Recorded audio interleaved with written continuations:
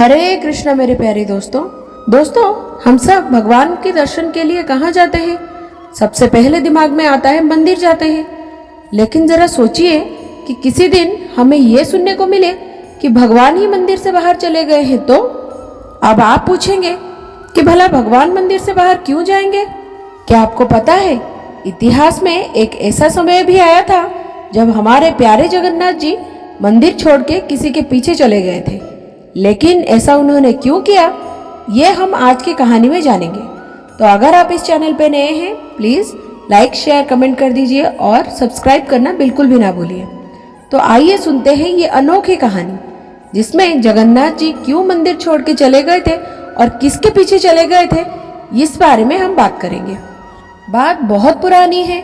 एक दिन जगन्नाथपुरी धाम में सूर्यास्त के बाद मुख्य मंदिर के पुजारीगण भगवान जगन्नाथ, भगवान बलदेव और सुभद्रा मैया की चरण श्रृंगार और सेवा करके अपने अपने घर लौट रहे थे। पुरी के मार्ग पर भक्तों की भीड़ धीरे धीरे कम हो रही थी और ऐसे समय में अचानक जगन्नाथ जी के कानों में कुछ मधुर ध्वनि सुनाई देती है और उसे सुनते ही तुरंत जगन्नाथ जी उठे और सीधे मंदिर से बाहर निकल गए। ऐसा लग रहा था कि मानो वो मधुर ध्वनि जगन्नाथ जी को अपनी ओर खींच रही थी। जिस प्रकार सुदामा के नाम सुनकर भगवान श्री कृष्ण खुले पैर, बिना मुकुट और बिना श्रृंगार के द्वारका के मार्ग पर दौड़ने लगे थे, ठीक वैसे ही जगन्नाथ जी मंदिर से बाहर चले गए।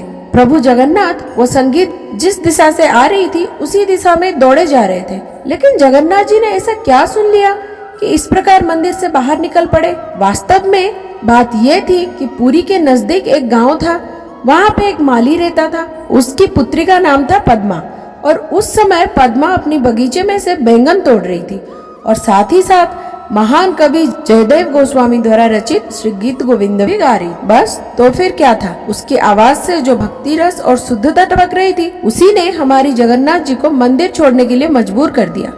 पद्मा इतने सुंदर और मधुर स्वरों से गीत गोविंद गा रही थी कि स्वयं भगवान जगन्नाथ इस गीत गोविंद को सुनने के लिए पद्मा के पीछे पीछे आ गए। पद्मा तो बगीचे में कार्य कर रही थी और बगीचे में कांटे थे और कंकर भी थे, लेकिन जगन्नाथ जी को उसकी होश कहाँ। वो तो गीत गोविंद सुनने में इतने मग्न हो गए कि उन्हें ये भी पता नहीं चला कि कब उनके वस्त्र झाड़ी और कांटों में लगकर फट चुके थे और उनकी उत्तरी का ऊपरी हिस्सा कांटों में कटकर वही उद्यान में ही गिर गया था। उनके पैरों में भी कुछ पत्थर और कांटे चुभ गए थे। लेकिन हमारे जगन्नाथ जी को इन बातों से कोई फर्क नहीं पड़ता था, क्योंकि वो तो मग्न थे उस बालिका के मुख से गीत गोविंद सुनने में। कुछ समय बाद पद्मा अपनी कार्य पूरा करती है और अपने घर चली जाती है और गीत गोविंद भी खत्म हो जाता है। फिर हमारे भोले भाले जगन्नाथ जी इस गीत गोविंद से संपूर्ण रूप से संतुष्ट होकर वापस अपने मंदिर आ जाते हैं। अब दूसरे दिन जब सुबह उठे पुजारियों ने जगन्नाथ जी का ये रूप देखा तो उनके तो होश ही उड़ गए। अरे ये क्या,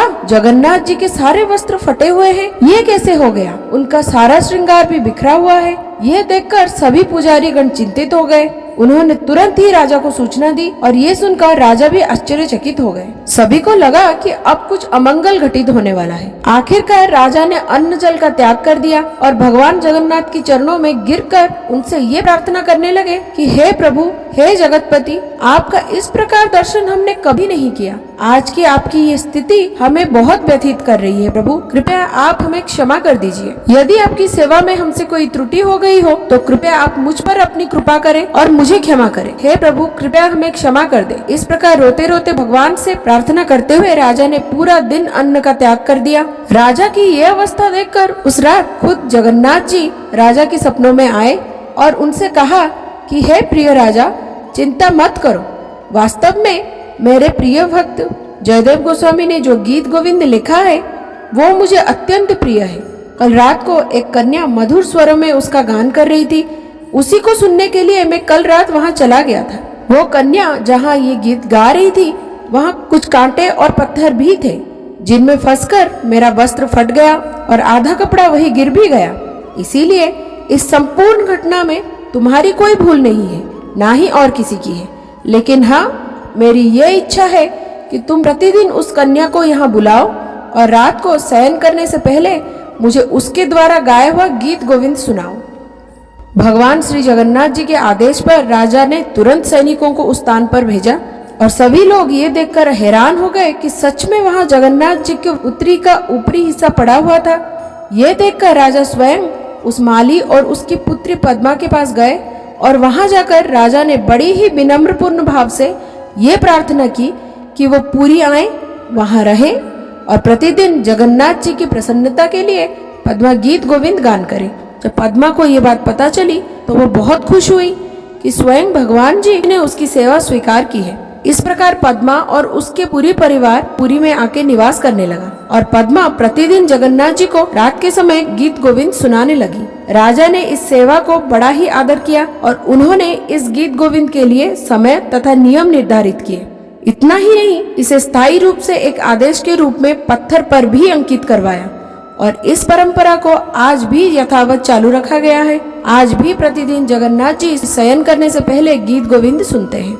तो ऐसे हैं हमारे जगन्नाथ जी, अपने भक्तों को आनंद देते भी हैं और उनसे आनंद लेने के लिए भी हमेशा तत्पर रहते हैं। तो दोस्तों, आज की कहानी यही खत्म होती है। अगर आपको ये कहानी अच्छी लगी प्लीज मुझे कमेंट में बताइए। मिलते हैं अगली बार एक नई कहानी के साथ। तब तक के लिए हरे कृष्णा।